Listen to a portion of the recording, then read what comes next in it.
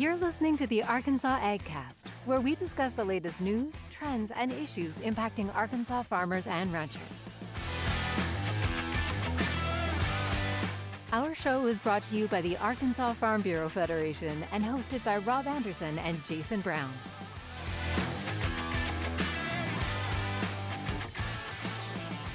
Alrighty, happy Thursday afternoon, Brian, Rob, right back viewers, at you, listeners, listeners. Friday, That's good right. Friday morning. Wake up. Yeah, all of the above. Happy Thursday. Good morning, Friday. All yeah, I got to bring something up that probably you and me are probably the only people who work in agriculture that will be excited about this. But do you know what it's going to be? How about that? Do you know what I'm going to talk? What I'm going to talk about? Oh, man, we didn't discuss this before. No, I'm in suspense. It is. Brian's like, oh gosh. Yeah. It is opening weekend for the English Premier League I should have soccer. Yes. Yeah. Mm-hmm. That's right. Actually, that's not true. You know, we have a member of our PLC group right now in this class who played minor league professional soccer, has coached soccer at the collegiate level. I think you told me that. I think he works for Riceland Foods now. So, yeah. See? So we're maybe not the only ones. Yeah. So big weekend for anybody out there who watches English soccer. How many of you are there? Raise your hands. Yeah. I just like the horror on Rob's face as he was sitting there thinking, "Oh my gosh, where are we going here? Where are we going with this? Hey, where could he be going? I know. Well, I'm going to celebrate with some watermelon, I think. Yesterday, National Watermelon Day. We had some Hope watermelons right out here. Can we talk about that for a second? Yeah. So I'm walking through the office. I look down and I see an army of watermelon-colored Farm Bureau shirts. Yes. And I'm like, what is going on? Small watermelon army. What's going on? And it was fresh, delicious. It was all brought to us from the counties down there. Hempstead County. It was Hempstead County. Yeah. They were very kind to come up here and bring that and give us a treat here in the office. We actually had a reporter in town from way out of town. He works for the London Times, and he was based in New York, but he was in town to talk to us about agriculture, and he got to enjoy some watermelon. Yeah, we fixed him up. Yeah, so it was a good day. We told him this is the world's greatest watermelon. Yeah. That's on the Farm Bureau campus again. No offense, K-City. Yeah. No, we told him about K-City, too, in fairness. Yeah. And he loved it. Yeah. You know. I don't think we've ever served watermelon to a visiting. And they were hearty chunks. Yeah. I swear each person got a quarter of a watermelon. Yeah. When I went down there to get some, I overheard that they brought 180 watermelons to campus. I didn't realize. Man. Yeah, wow. And they were chilled. Brian, you had like they were ice cold. I didn't get to have any. I took one home. Okay, well, yeah, have yet to cut into it, but I was out. I was. Man. We were filming peaches. Yeah, so. The whole time we were doing that interview with the gentleman from the London Times by a window, and the entire time I just see people. Yeah. Like the 80s with boom boxes, they just got watermelons on their shoulders, just hauling them out to their cars. It was a beautiful sight. I hated to miss it, but Matthew and I were working on the next installment of this homegrown and homemade in Arkansas. Really? They were doing with the extension. Tell us a little bit about that. Oh, it was great. They were making a peach. Let's see, it was a peach spinach salad with I didn't think that was where you were going with that. Blueberries. Okay. It had fresh cut peaches. Yes, right. Blueberries, like a blueberry vinaigrette dressing, and candied pecans. I mean, oh man, we were smelling the whole thing. I was getting hungry the whole time we were working on it. You know, so that sounds good stuff. That sounds killer. We look forward to seeing that one. It's exciting. Will that be in the coming days, weeks? Yeah, it'll be in the coming weeks. I mean, we're going to do some more. There's more recipes in the pipeline, but so this is kind of a series. It is. We're sharing some things that do a regular series here, and we'll put the video out. You'll see it in social media. Yes, Front Porch these recipes. We often share some of those recipes in our Front Porch magazine. We'll have to talk about that too. Yeah, Liam, she was excited about being on the cover. So oh, really? Yeah. Star. You're Surprise. always a star maker, man. You and Matthew, you're like, yeah, that's it. Well, speaking of being on the front cover and being in the big stars, we are coming up on another Vine appearance. THV 11, the Vine. Yeah. Yeah. If you watch our podcast here or listen to us, then you know that every couple of weeks we go on THV 11's the Vine and talk about an aspect of agriculture or Farm Bureau. Yes.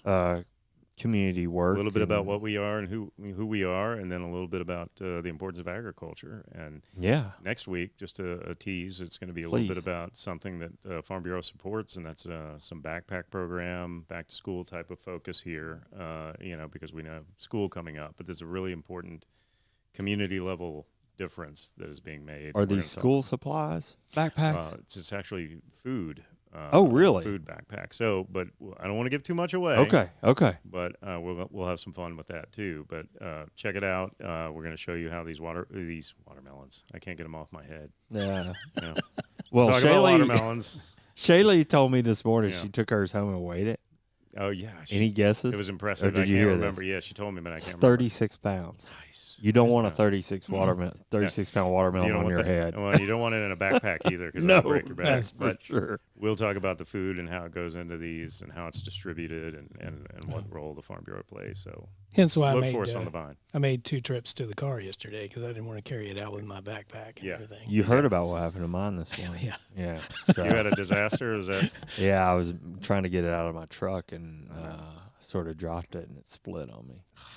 But my goodness, I hope I've rescued it. It's in the refrigerator, so it still eats. I'm trying to keep it fresh. Yeah, that's what Ashley's like. We slice watermelon all the time. That's right. I mean, come on. So anyway, I think it'll be okay. Listen. If you haven't gone to the Paul's Dust and gone to the store yet and got you a watermelon or gone to the local farm stand, you really should. They're good this year. It hit the spot. They're very good. Well, hit the spot. Well, you want to dig in? Let's go. Let's jump in. We're moving for a nice, refreshing break from the heat, but we're going to talk about the heat a little bit. Well, we're going to kick it off with some good news for producers who've been battling drought. Speaking of, and continue to fight it. Honestly, we're back up there temperatures wise this week. But as we learned last week, rain's good, but it doesn't necessarily make things better. The USDA is helping to look into that. They announced this week that USDA has designated 20 Arkansas counties as primary natural disaster areas. This comes after a letter from Governor Hutchinson to USDA Secretary Tom Vilsack a few weeks ago. The Secretary Vilsack issued something called a Secretarial Natural Disaster Designation, which allows the USDA's Farm Service Agency, or FSA, to extend much-needed emergency credit to producers recovering from natural disasters through emergency loans. Emergency loans can be used to meet various recovery needs, including replacement of essential items, like equipment or livestock, reorganization of farming operations, or just to refinance certain debts. FSA will review those loans based on the extent of losses, security available, repayment ability, genuine, normal run-of-the-mill items. And the application deadline, this is important to note, is December 8th. You can find a full list of included counties at fsa.usda.gov, and some good relief for those farmers who have dealt with a lot of issues this year. No doubt. And sticking with that theme and what the USDA is doing in light of everything that's going on with weather and all the weather issues.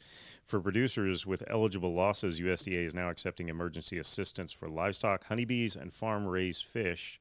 This is known as ELAP. Okay. When we had an interesting discussion about ELAP, the acronym, and how fish and honeybees fit in there. But I believe what we've come to is we think it's the Emergency Livestock Assistance Program that maybe it's expanded. Later on expanded. That has now been expanded. Yeah, but anyway, that's the kind of thing we talk about here on a daily basis. Isn't that exciting? But these ELAP applications, ELAP provides financial assistance to eligible producers of livestock, honeybees, and farm-raised fish for losses due to disease and certain adverse weather events or loss conditions. Now, that includes blizzards and wildfires, and it's determined by the Secretary. ELAP assistance is provided for losses not covered by other disaster assistance programs authorized by the 2014 Farm Bill and the Bipartisan Budget Act of 2018. Now, all of this is important because in 2021, USDA updated ELAP policy to help cover the cost of transporting feed for livestock that rely on grazing. You know, we've had this issue with, obviously, with livestock feeding and the drought and what the problems that's causing. USDA has expanded the program to help ranchers cover above normal costs of hauling livestock to forage or other grazing acres. This includes places, where drought intensity is D2 or 8 consecutive weeks, as indicated by the U.S. Drought Monitor, or drought intensity D3 or greater, or USDA has determined a shortage of local or regional feed availability. Well, as we've been discussing for weeks now, Arkansas has had some serious drought issues. In fact, we've had a number of counties with drought intensity of D2 and D3. Right, yes. So some things to know about this. We looked into this. Payment rate for eligible livestock for grazing losses is $1.58 per animal unit. Payment rate for eligible livestock feed transportation and hauling is $6.44 per truckload. Payment rate for eligible rates for water transportation is 7 cents per gallon. Yeah. So, again, that's something to be looked into, too. This USDA is obviously noting the problems that drought and heat are causing, and this is one of those ways that can help with that. Yeah. Something I want to say about this is, actually, we had, speaking of THV, unrelated to the vine, but we had THV reach out yesterday and today. They're very interested in this topic. Right. And came out and spent some time talking with commodities director and economist John McMinn, who we've referenced on the show before, about a couple of things. Number one, a report that we're getting ready to issue. We're going to cover that here in a few minutes. Yep. But also what help is out there for producers. And he covers, so if you want to tune into THV at 5 or 6, we'll also post it on our social channels tomorrow. You'll hear some in-depth coverage from an economist about this. One thing that was interesting that he was telling me is that partially because of the secretarial disaster declaration, it kicks into effect ELAP or something like that. Like they're definitely related and connected. So this is great information to be sharing. I'm glad you brought the ELAP. I knew that since we were talking about one thing, I would talk about the other because it's all connected and it's all related to what's going on out there right now. Okay. Well, I know we've got a lot more to cover today, so let's step away for a few seconds to learn a bit about our annual Farm Bureau membership. Your Arkansas Farm Bureau membership supports our work on behalf of Arkansas farmers, ranchers, and rural communities around the state. From youth leadership programs and academic scholarships, to hunger relief and disaster support, and much more. You can make a difference and be a champion for your community. Join today at arfb.com. You know, that $40 annual Farm Bureau membership contributes to the work being done in local communities all around the state. Also, the agriculture advocacy work that we do. It supports things like we're going to talk about next week on THV, on the Vine, this backpack program initiative at the local levels. Yeah. That $40 supports these community-focused initiatives, and it's very helpful. It's helpful as we're going back to school. It supports our education efforts, teaching kids where their food comes from. For all the value you get out of a membership, you're sporting that much more. Yeah. Yeah, it's really an incredible value at $40 a year, and we haven't even talked about member benefits and things like that. Beyond the benefits, you're supporting some great programs. Yeah. All right, well, let's get into it. It's time to get back to the news. A little bit of non-weather related news. Here's something for our state's dairy producers. Prompted, in fact, by a call from Agriculture Secretary Vilsack to bring as many people in the dairy industry together as possible in one room to discuss solutions to federal milk marketing order shortfalls. American Farm Bureau Federation is hosting a special forum October 14th through 16th in Kansas City, Missouri. The Federal Milk Marketing Order Forum, as it's being called, will include panels on various aspects of the federal milk marketing orders, followed by roundtable discussions, structured to really get people talking about among all parts of the dairy sector, with a very clear focus on farmers and the impact on farmers. And the panel sessions will cover the origins and purpose of the program and FMMOs, Class 1, 2, and 4 pricing issues, and simplifying everything. Yeah. So it's a good opportunity for those in the dairy, to be heard and to Absolutely. hopefully hash out some solutions. Registration is open through September 22nd online. You can learn more about this. There's a website for that registration, but you can find all the information at fb.org. It's Farm Bureau, American Farm Bureau's website, fb.org, and you can find more information on that. I bet, this is really important, Arkansas having fewer than 30 dairy farms now. I bet you could probably also reach out to Jake Cartwright here at Arkansas Farm Bureau, our commodities director for dairy. Yeah. He'd be probably willing to help you get lined up with this. Exactly. All right. Well, we've talked a lot about weather the past couple of months and today. You can't stay off of it for very long. I know it. Weather again. We had a great conversation with Dennis Cavanaugh last week from the National Weather Service here in Little Rock. So check that out if you missed it. But for now, let's quantify some of the rain across the state during the month of July. We had 3 cities with an abundance of rain last month: Jonesboro, El Dorado, and West Memphis. Each of those locations saw more than 100% of normal rainfall for the month of July historically. And El Dorado had over 200% thanks to a flooding event on July the 3rd. We did talk about that event a little bit here, but we didn't go in depth. Most locations, though, saw a different picture, a deficit of rain, with places like Fayetteville and Fort Smith lacking more than an inch of normal precipitation, and areas like Texarkana or Pine Bluff were more than 2.5 inches behind normal just in the month of July. You can see this broken out by the National Weather Service further year over year and things like that if you're interested. But anyway, now that we've talked a little bit about the winners and losers of rainy weather, let's talk about the impacts of the state's cattle industry and why these rains, even those big rains, aren't, have a tendency to not be much help once we fell into drought. And unfortunately that's right. The commodities team here at Farm Bureau has been working to put some figures together on the drought impact over the past couple of weeks. Yeah, that's right. Jake Cartwright, who we just mentioned, and John McMahon on our team have worked with the University of Arkansas Extension on a full report of drought impact. But we've got an early look at the analysis to share exclusively here on the podcast today. That's right. The roughly 2-month dry period during the summer of 2022 has been the worst drought in 10 years. While it has had an impact on all Arkansans, the drought has hit livestock and hay producers across the state especially hard. Yeah. So thanks to this collaborative analysis conducted by economists at the University of Arkansas and Arkansas Farm Bureau, we have a preliminary estimate of more than $95 million worth of grassland and hay lost so far this year due to drought. That's the equivalent of more than 1/3 of the typical acreage or average forage production across the state. And that's right. We have that more detailed. There's going to be a more detailed study in the coming days issued by the university. But we wanted to bring this data to our viewers and listeners of the podcast first. One thing the report will show is that this shortage of grass and hay is already having an impact on Arkansas farmers and ranchers.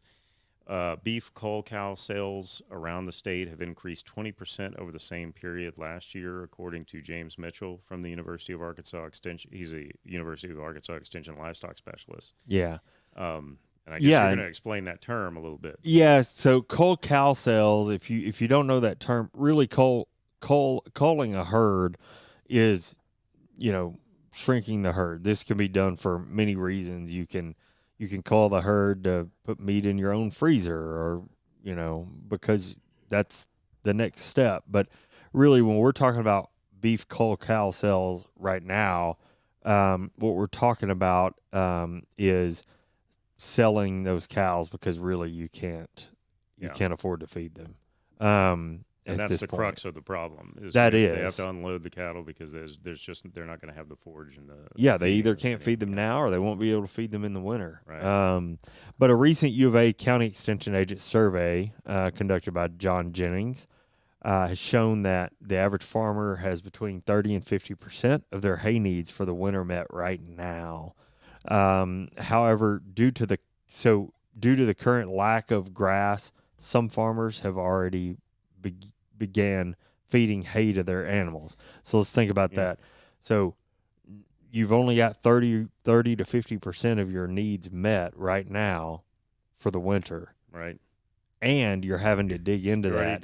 Now, you're already losing some of that because of the lack of natural or pasture, forage. And I think that shows the problem. They don't have what they need for winter, and they're already using it to satisfy them now. So it's a disaster waiting to happen. So they have to sell some of those. A rain can help. A meaningful rain. That's the term I use. I don't know, but a meaningful rain can help a soybean producer turn their pumps off and save some diesel cost and some water cost, things like that for a little bit.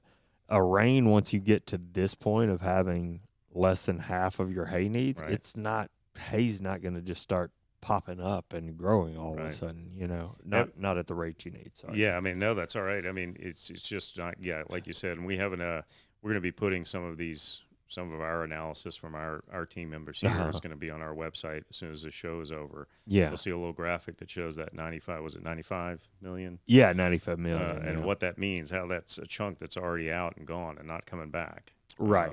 Every bale of hay that must be fed in July and August is one that they will not have available to feed this winter when the grass doesn't grow. Yeah. What does this mean for the consumer? Well, for the time being, there will be little change in beef prices in stores. Yeah. I know some people ask that question right away. Well, how's this going to trickle down to prices that we're paying? Sure. Many animals are currently hitting the market and moving through the supply chain. However, the resulting decrease in total herd numbers from the increase in liquidations is going to lead to a reduction in the future supply of beef in the U.S. Yeah, so with fewer animals reproducing, that means fewer animals to feed out, leading to a really pretty classic supply-demand issue. And as that supply drops and demand maintains, the price goes up, resulting in fewer people being able to afford beef potentially. Yeah. But the good news is, and there is good news, it's happened before. John McMahon was talking earlier about the drought of 2012 as sort of being an indicator. And when this has happened before, and the national herd of cattle experiences this, we'll call it a valley, it does peak again. It does rebound over time, which will bring prices back in line. So, we can remain optimistic, and as we mentioned, there's help on the way. But for now, Arkansas cattle producers are hurting, and as we mentioned, you can read more about this analysis on our website when this podcast is over. We'll be sure to link to it. And, the bigger report, when that comes out, which could be hitting tomorrow as far as we know. Yeah. But we will have a link to that as well, so people can really dig in and see what the U of A researchers had to say as well. We'll link to that on social media. We'll let you know when it's all out there. So two really dedicated pieces of information. Yeah. From us, one of those. Ours really explains, and what we have and what you'll see on the website is a real explanation of what we just talked about, why this matters. Yeah. Why does this, this loss and what this drought has, what that impact is on the growers and the ranchers, because it just explains, because people may not understand that fully, like how is this all, affecting, and what's it going to mean for me at the store with meat. And if you've got a cattle producer, you've got somebody at church saying, hey, what's this doing to you? What's this drought doing to you? Send them the thing that we're putting up today. That's really who that's meant to talk to. Yeah, it's just a basic explanation of why this is important and what's actually going on. Right. Okay. So lots of good stuff. We're keeping an eye on this, keeping those economists busy. More coming out, because they're going to keep looking at this. Yeah. And there's, like I said, like we mentioned in there with the decrease in the overall cattle, in the herds nationally. That's going to be an issue going forward. We don't know how it's all going to play out, but our guys are going to be looking at that, in the year ahead. So we'll talk more about that. Yeah. Well, that sort of brings us to the end of the news. Brian, do you have any this day in history? Come on, cheer us up. Tennis trivia. I do. Yeah, I have a few. Okay. All right. Good. I call them more interesting than yeah, that's what I like. No downers today or anything, but good. Let's see. Gibraltar. Okay. Was captured by Britain on this day in 1704. All right. That was during the War of the Spanish Succession. Okay. And Spain surrendered. The Rock subsequently became a British colony and a symbol of British naval strength. I thought you were talking about the wrestler. So, well, and now he's a huge movie star. Yeah. So he really recovered from that capture. Yeah, I know. He bounced back from that. No problem. Also on this day in 2007, the U.S. space probe Phoenix was launched, and a year later it landed on Mars. Among its most important discoveries was the existence of water ice beneath the planet's surface. Wow. And then, let's see, there was one other one I thought. Oh, Louis Armstrong, the jazz great. He was born. Is his birthday? Yeah, it's his birthday, 1901. Okay. Yeah, man. So, yeah, cool stuff. But what a wonderful world. I see what you did there. Yeah. Well, if it wouldn't cost so much money, I'd say we should play Louis Armstrong to finish off the show. Right? I mean, it would have been a perfect outro, but yeah. All right. Well, thank you for that. Always entertaining and good information. That wraps up the news for this week. Thanks for following along with the Arkansas AgCast. We're grateful for you taking the time to watch and listen. And remember to check out our website, arfb.com, for that report. You can catch the live stream here every Thursday at 2 p.m. on Facebook and YouTube. Make sure you turn on those notifications to know when we hit live. Listen to the audio version later on iTunes, Spotify, or wherever you get your podcast. Yeah. The Arkansas AgCast is brought to you by the Arkansas Farm Bureau and hosted by me, Jason Brown. And me, Rob Anderson. That's right. Our show is produced by Brian Pistole and Matthew Magdafrau. We'll see you next week.